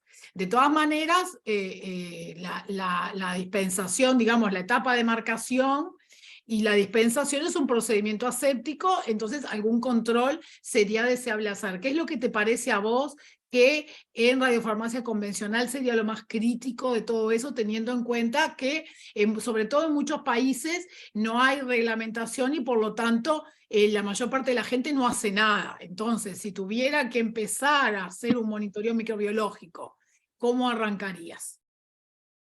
En una radiofarmacia, como vos dijiste perfectamente, Ana, en una radiofarmacia PET, si te lo piden o no te lo piden, yo considero que hay que cumplir la Claro. GMP porque sos el fabricante. Después verás qué te pide la autoridad o no. En el caso de una radiofarmacia PET, está claro que igual las farmacopitolas consideran de bajo riesgo, pero hay que hacerlas dentro de una, cuando es la parte de dispensación aséptica, dentro de un flujo laminar. Yo empezaría por tener, primero, una de las cosas primeros que requieren es la validación en técnica aséptica del personal que lo realice. Eso definitivamente la tenés que hacer. Lo puede hacer uno o se puede contratar una empresa porque normalmente se realiza anualmente. Y hay empresas microbiológicas que te lo hacen. Entonces, bueno, ese sería un buen punto de partida. Primero, tener la calificación del personal que va a realizar la muestra y por lo menos los muestreos, obviamente de partículas cada 6 meses de la cabina de flujo laminar, como los pide en la farmacopea, que también normalmente es por una empresa, esa es por una empresa externa, aunque uno no cuente luego con un monitor para realizarlo todas las veces, poder asegurarse de que cada 6 meses lo tenés. Y después por lo menos un control ambiental, aunque sea alguna vez, aunque sea semanal, podés decir que, bueno, para asegurarte de que tu flujo laminar esté en las condiciones adecuadas. Bueno, muy Yo bien. empezaría siempre por esa parte. Obviamente, cuanto más uno haga, mejor, pero por lo menos tener una parte básica para poder demostrar de que uno tiene las capacidades para manipular una técnica séptica y que tu sistema donde lo estás haciendo funciona relativamente bien. ¿Y qué tan probable es que el sistema funcione relativamente bien si tenés, por ejemplo, una cabina de flujo laminar en un área en un ambiente no controlado? Porque eso es otra de las cosas Es otra que de las preguntas pasa. interesantes. Como les decía, medio por arriba, perdón, en mi estado, nosotros, como les mostré la foto, nuestro flujo laminar, donde hacemos las esterilidades, no es de la dispensación, pero sí de esterilidad, donde sembramos todas las esterilidades, no está en un ambiente controlado, está dentro del laboratorio de control, que no está en un área blanca, está afuera. Y sin embargo, nunca tuvimos problema y todos los controles nos dan bien, tanto del ambiente como del flujo. Obviamente, lo que te pasa en esos casos es que el filtro EPA lo vas a tener que cambiar más veces que si lo tuvieras dentro de una clase D. Pero de todas maneras, si uno tiene un flujo laminar en una zona, como la tenemos nosotros, por ejemplo, no clasificada, pero lo tenemos en una esquina donde no hay, mientras está prendido el flujo, no hay circulación de personas ni nada en esa zona, nosotros no hemos tenido problemas dentro del flujo laminar que hacemos las esterilidades en ninguno de los controles y no lo tenemos en un ambiente. No, mi Casi. pregunta apunta a que a veces la gente piensa como que ya al no tener un área limpia, tampoco vale mucho la pena tener un flujo laminar. Y sin embargo, por No, lo que yo vos decís, considero que por tu experiencia, en realidad es nuestra algo no tan experiencia es, costoso que se puede implementar más fácilmente, aunque sea en una radiofarmacia donde no tenés la infraestructura de un área blanca. sí, por lo menos nosotros para el control no tenemos la infraestructura, a propósito, porque al principio la teníamos y después por problemas de seguridad para no mover tantas cosas, tenemos dentro de un área no controlada y la tenemos en una esquina donde no hay mucho movimiento de personal mientras está prendido y todo, y nunca hemos tenido problemas. O sea que yo considero que se puede tener un ambiente en un flujo laminar, en un ambiente no controlado, si se toman ciertas precauciones para ello.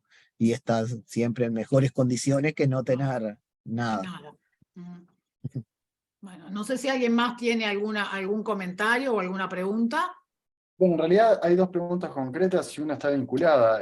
Ana Javier consulta, bueno, dice, ¿mi flujo laminar puede estar en un área de elaboración que sea clase C o D o necesariamente debe estar en clase B? No. No, flujo laminar, la GMP lo define, ahí estaría con una clase D alcanza para tener un flujo laminar, no es ni siquiera tener clase B. Generalmente las clases donde se producen son clases D y ahí estás en las condiciones óptimas. Bien, y Carolina Parada está consultando, Carolina Parada, bien digo, disculpen. Si una farmacia, en una radiofarmacia hospitalaria se recibe multidosis de flúor 18, solo para fraccionar, ¿se deben realizar pruebas de esterilidad ya que se manipulan las dosis? ¿O son suficientes las realizadas por la radiofarmacia centralizada que realizó la producción? No, para mí, digo, después puede haber según lo que uno lee de lo que se requiere, la prueba de esterilidad es del lote del que lo produjo. Ahora, para hacerla, si recibe un vial multidosis y hacer la dispensación, era como en otro caso de radiofarmacia. Para mí debería contar con un flujo laminar para hacer la toma de las muestras y contar con la calificación, como decía, en técnica séptica del personal que lo realice. Y si puedo hacerle algún otro control extra, mejor. Pero el test de Y quizás esterilidad deberían es validar su procedimiento, o sea, ver que exacto. hacer algunas veces el control de esterilidad posterior, no en Sí, lo que cada, no en nosotros cada, hemos hecho alguna vez es que, digo, acá Ismael lo sabe, que le hemos sacado las muestras una vez que ellos terminan las manipulaciones. Cuando claro, sobra muestra, nosotros vamos y le hacemos la esterilidad una vez que ellos claro, terminan de hacer todas las tomas.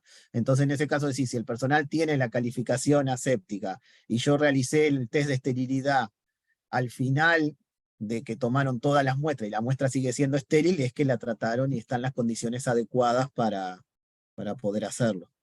claro, pero eso no habría que hacerlo todas las veces, sino hacerlo No, no, cada no, tanto como hacerlo como una validación del validación. procedimiento. Sí, sí, porque eso no requiere, no está, no es, sería como dentro de una validación, no de rutina. Porque después la esterilidad del producto es del fabricante. Del fabricante.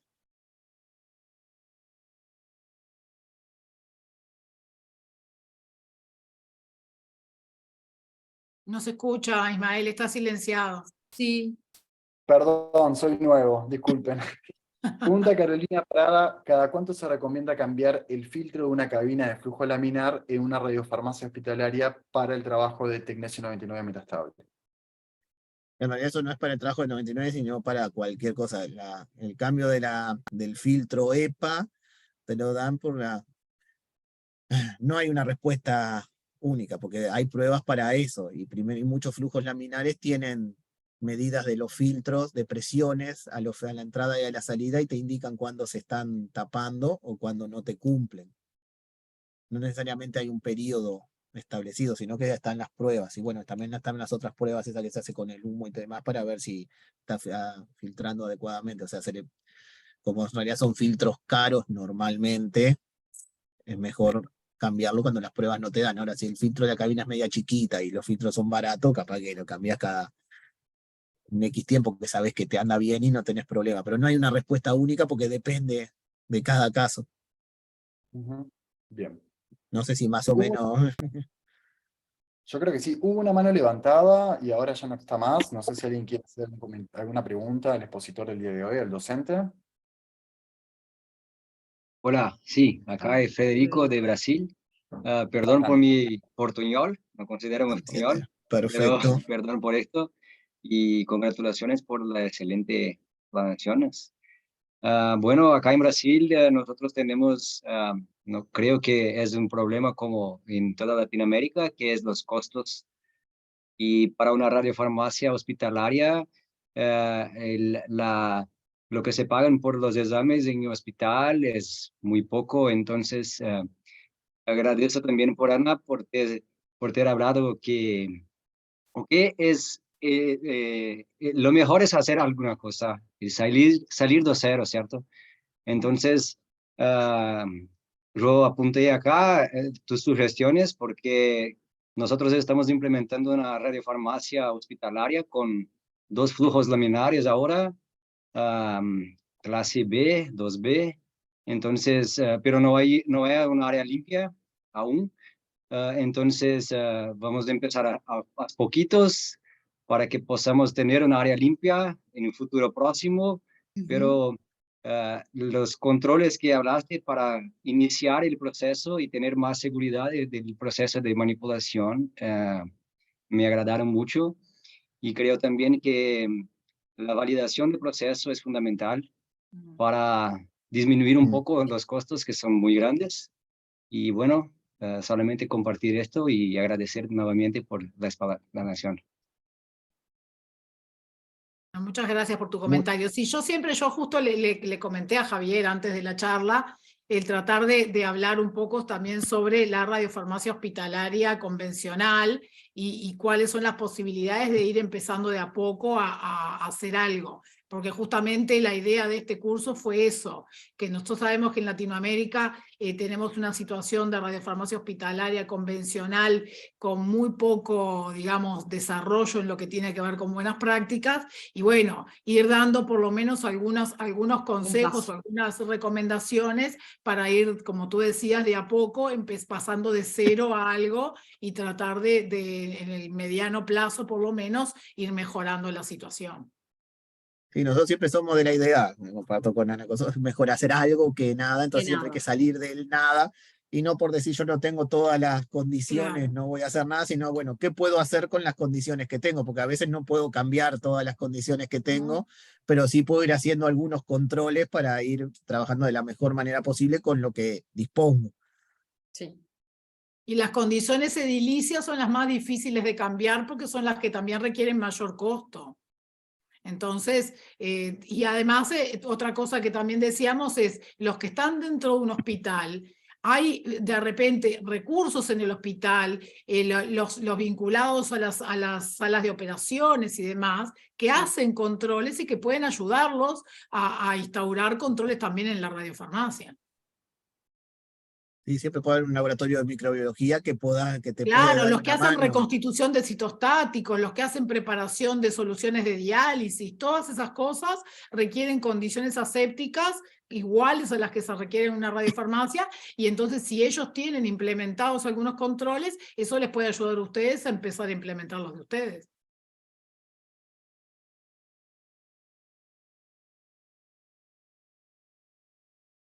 ¿Algún otro comentario o alguna otra pregunta? Sí, hay una consulta, estaba leyendo, disculpen, Susana Durango, consulta. Si el resultado de una validación me da que las pruebas del personal de superficie y de actitud de desinfectantes resulta aceptable, pero las pruebas de ambiente no cumple, y mi ensayo de coneo de partículas cumple, ¿a qué puedo asociar que en mis ambientes hay crecimiento? Ah. O sea, Buena las pruebas pregunta. Es bastante complicada la pregunta. Algo contaminado en el ambiente, algo contaminado en la propia cabina. Sí, porque si el número de partículas del ambiente te cumple y algún el uniforme personal te roto. cumple, hay que tener cuidado a veces con lo que puede haber pasado, y algunas veces nos pasó con los materiales o con O las algún cajas que uniforme roto. también, o algún material, cosa una vez venían y tuvimos problemas con unos guantes y no eran los guantes, sino era la caja donde estaban los guantes. Entonces hay que tener cuidado con lo que uno entra y deja después de entrar cosas, o alguno, no sé. Sí, tiene que haber alguna fuente de contaminación dentro de la propia cabina, si todo lo demás cumple. Y a veces es difícil encontrar las muestras, porque aparte, perdón que no hable, que uno va mirando, lo peor que te pasa de encontrar en un área blanca, una cabina, son siempre hongos. Como forman espora y todo, para sacarlos es un problema bárbaro. Y siempre hay que usar, y bueno, depende si se usan también cada tanto, no solo desinfectantes, sino hay que utilizar espolicidas para la limpieza de las áreas. Es una consulta que Pero eso entra ya en lo el deben haber chat. visto la otra cosa cuando vieron limpieza y todo de las áreas, que no solo alcanza con desinfectantes, sino hay que usar espolicidas. Y cuando te da algún hongo o algo, tenés que empezar a buscar por todos lados a ver dónde está, y a veces te surge de lugares más extraños. Una vez tuvimos un crecimiento de hongo y no podíamos encontrar la fuente, y era una caja, las cajas de los guantes habían venido contaminadas, y entrábamos los guantes en la caja y nos dio un problema bárbaro. Gamara hacía también el comentario de las esporas que acabas de mencionar, Javier, y también hace una pregunta. Entonces, ¿qué clase tenemos en la mayoría de las radiofarmacias en Latinoamérica? ¿Son clase B o son clase C?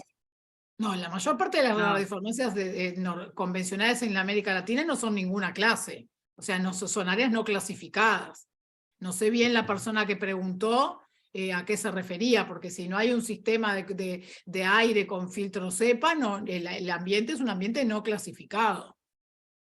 Y eso es lo que pasa en la mayor parte de las radiofarmacias convencionales en América Latina, es que tenemos las áreas no clasificadas. O O sea, Por no ejemplo, clasificadas quiere decir que tienen peor estatus que ninguno, que no cumplen con ninguno de esos estándares que comentó Javier, porque no hay filtros, porque es Porque son el caros, aire. muy caros. Claro, Requiere una obra edilicia para poder claro, tienen que estar las dar esclusas, todo. las diferenciales de presión, o sea, un montón de cosas para tener, aunque sea un ambiente clase D. sí, por lo menos tratar de minimizarlo en las zonas donde hace uno, porque está claro, según las normas, y uno ve cómo lo puede implementar, que donde hace una dispensación estéril de un vial multiseguro tiene que ser un clase A de alguna manera. Es muy Eso costoso. está. No, de todas maneras, en radiofarmacia en América Latina, la mayor parte de la gente prepara y dispensa en área no clasificada sin flujo Sí. laminar. Esa es la realidad. Bien. O sea que no sé Hay muy una bien a qué se refería con si era clase C o clase D. No sé muy bien a qué se refería la persona que hizo la pregunta. Ujú. Bien, hay una consulta en cuanto a los tiempos de exposición adecuados del sanitizante antes de ingresar a la cabina cualquier otro elemento. Y eso dependerá de qué sanitizante usa, hay que fijarse las instrucciones de si son los comerciales o no. Nosotros utilizamos etanol o isopropanol filtrado, lo esparcimos, lo hacemos bien y nunca hemos tenido problemas. Pero bueno, el tiempo, no esperamos mucho tiempo y también dependerá de cuál es el sanitizante, hay que ver las instrucciones. Cuando uno limpia después con los esporicidas, sí está específico cuánto te hay que dejarlo, cómo hay que limpiarlo y demás. Pero en el caso de la rutina, en el uso normal, no tenemos mucho tiempo. Le esparcimos el sanitizante y lo introducimos en la cabina de flujo. Muy bien. Bueno, se abrió un micrófono, no sé si hay alguna otra consulta para el docente, las directoras. Juan Balanta, tienes el micrófono abierto, ¿quieres hacer alguna consulta? No. No. Bueno, muy bien. Si no hay otra pregunta, bueno, Buenas noches. Buenas Bueno, noches. Freddy. a Sí, ver. ¿qué tal? Había dejado por mensaje, pero no importa, lo realizo la pregunta. Felicitaciones, Javier, por la presentación. Muy buena. Mi pregunta es la siguiente. ¿Tienen experiencia o han realizado pruebas de bioburden en la fabricación de radiofármacos PET específicamente? Y si fuera así, ¿qué consideraciones tienen, no? Sí, del BioBarden hemos hecho en la farmacia PET, es uno de los requisitos. Y el BioBarden es hacer todo el radiofármaco sin colocar el filtro esterilizante para ver cuál es tu carga microbiana de los reactivos que vienen. Eso sí lo hemos hecho. Lo que no hacemos en la farmacia es el mediafil, o sea, realizar el llenado con medio de cultivo, no lo utilizamos porque no queremos, no nos animamos o estamos en contra de meter medio de cultivo en un módulo de síntesis o en las tuberías que después vamos a usar. Sí. Entonces, eso no lo hacemos. Lo que sí hacemos es el BioBarden, que es realizar todo el proceso sin colocar el filtro para conocer tu carga microbiana, que tenés que tener el límite de las 100 unidades por hora cada 10 mililitros, lo que especifica la farmacopea en el BioBarden. El Mediafil, que también es otro de los test que se utilizan en inyectables, Sí.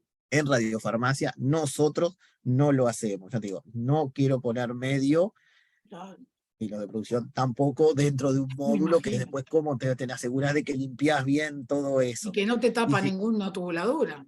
Nada. Y si uno pone todo caños extra para hacer eso, ya no sería Ya no sirve. No, no el es medio nada. fil de lo que esté. No. Entonces, ni loco metemos Es muy el medio de finito. cultivo en el módulo de síntesis. O sea, sí hacemos, el BioGarden sí lo hacemos.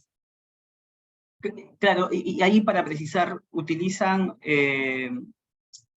¿cómo hacen con el agua 18, no? O sea, obviamente no puede ser radiactiva la muestra, ¿no?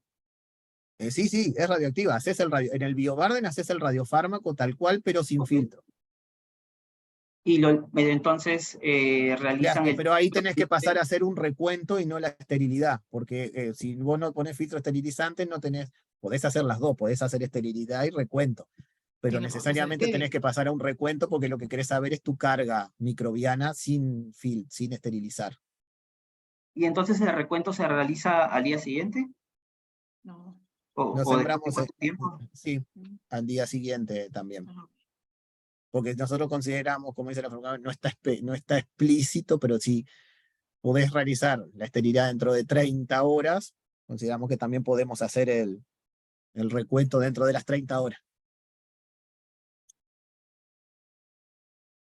Ok, gracias. Bueno, ¿Nunca lo hicieron enseguida para ver si hay diferencia? Enseguida no. Mm.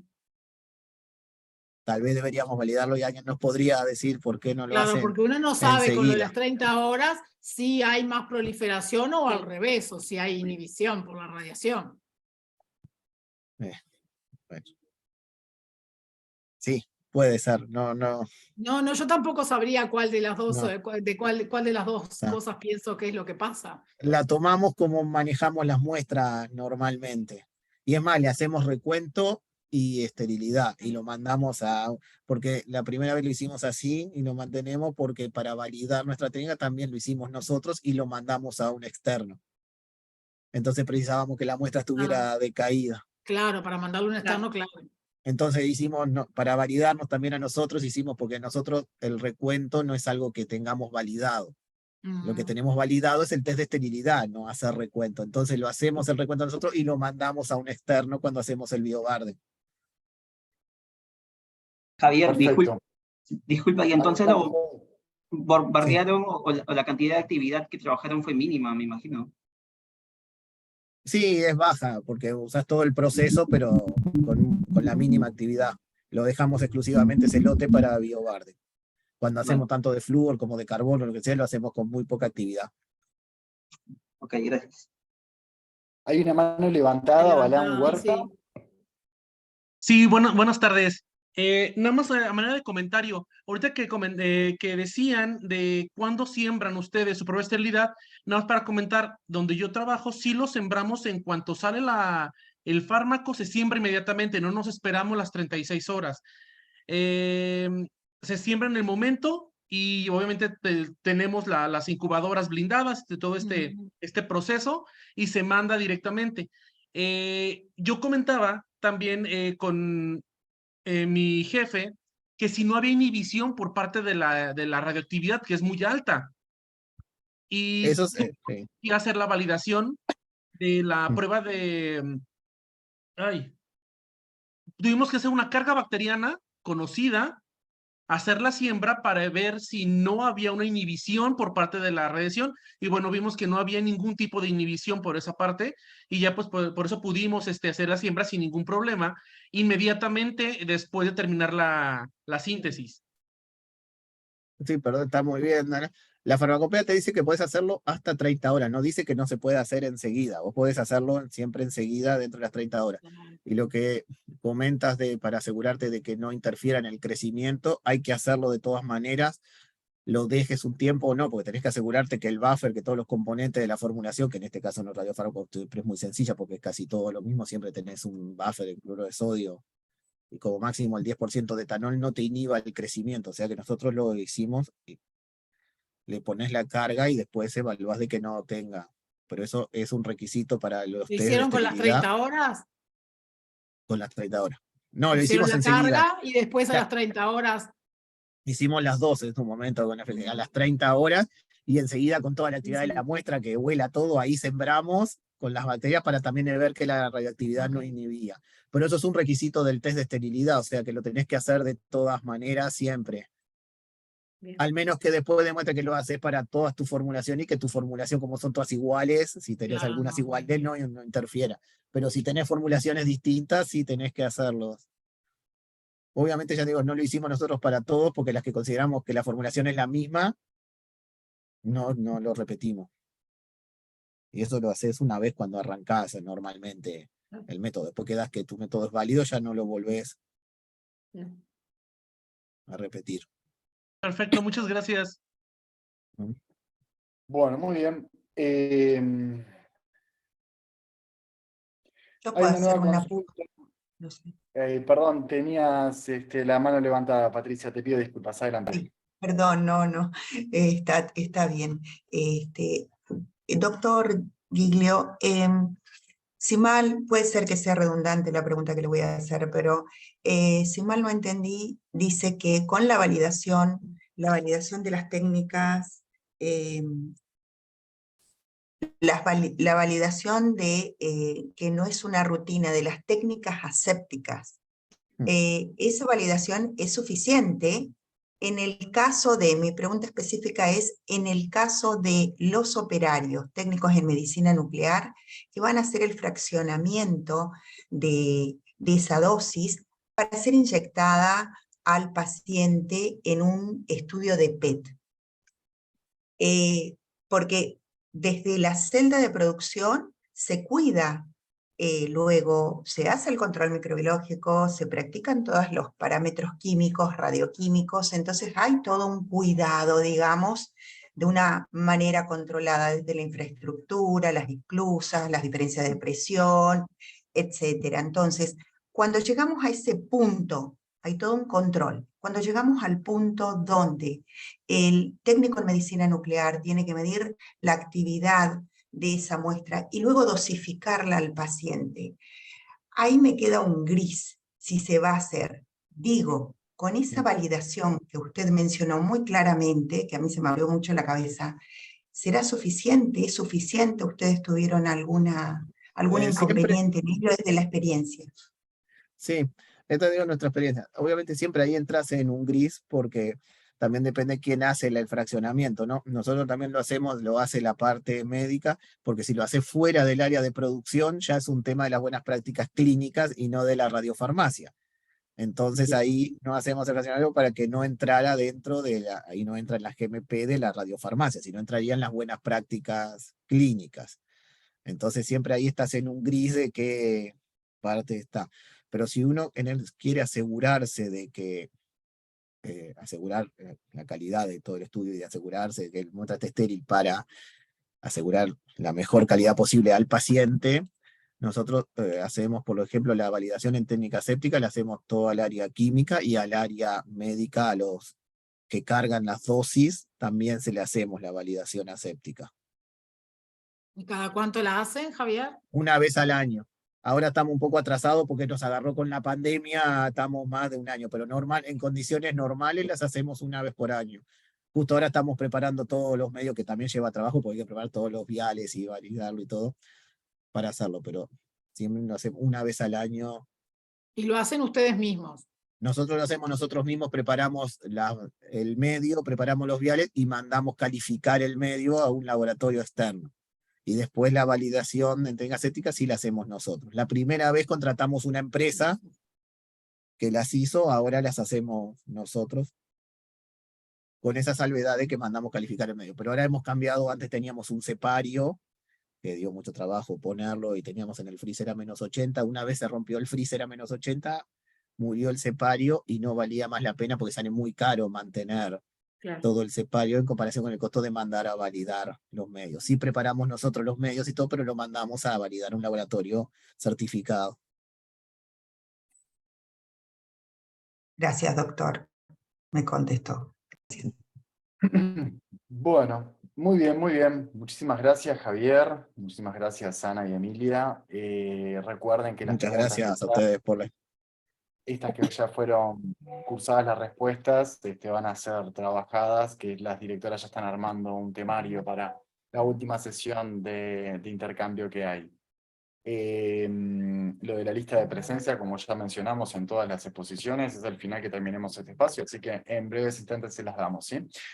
No sé, Ana y Emilia, si quieren cerrar, de mi parte, de parte del Comité de Educación Continua, no así de mí como persona, agradezco al docente de la instancia del día de hoy, Javier, muchísimas gracias por tu clarísima y extensa presentación del día de hoy. Muchas gracias. Emilia, Mariela, las dejo para cerrar. Sí, no, agradecer a todos por la participación, por el interés y las preguntas, que siempre son buenas porque ayudan no solamente a los que las hacen, sino a todos los demás para introducir a veces conceptos o para aclarar cosas que no quedaron. Y bueno, nos parece que este tema de los controles microbiológicos es un tema que dentro de radiofarmacia, sobre todo dentro de radiofarmacia convencional, está un poco olvidado o es algo que está poco implementado, y nos parece bueno tener estas instancias para que todos conozcan por lo menos qué es lo que se debería hacer y bueno, ir viendo el camino que recorren para llegar a hacerlo. Sí, muchas gracias Javier por tan interesante clase, estuvo muy bueno y como dice Ana, es un tema muy importante, pero también a veces olvidado o a veces uno no sabe cómo empezar y bueno, esto te da un puntapié. Muchísimas bien. gracias a ustedes Bueno. por la invitación. Siempre es un tema que tiene algunos grises por ahí que alguno a veces no Bueno. sabe dónde arrancar y bueno, siempre está bueno compartir la experiencia de uno y de los demás y bueno, entre todos, porque está claro lo que se debe hacer y después siempre uno te trata de ajustar a lo que se debe hacer como mejor puede. Entonces ahí las experiencias de cada uno siempre están buenas intercambiarlas para ver. No hay una solución única a veces, sino distintas Ah, no, aproximaciones claro. a las cosas. Eso claro. Muy bien, entonces buenas noches a todos y nos vemos el lunes próximo. Buenas Buenas noches, noches. gracias. Gracias, un placer, buenas noches. En el chat tienen la lista del día de hoy. No tenemos mucho más que hacer que pedirles que la completen. A las consultas que hacían, que estaban ingresando con salas virtuales de familiares, no importa, el cuestionario les pregunta nombre, apellido e email. Eso es lo que tienen que llenar. Así que, bueno, vayan llenando y para el resto, nos vemos por el Classroom si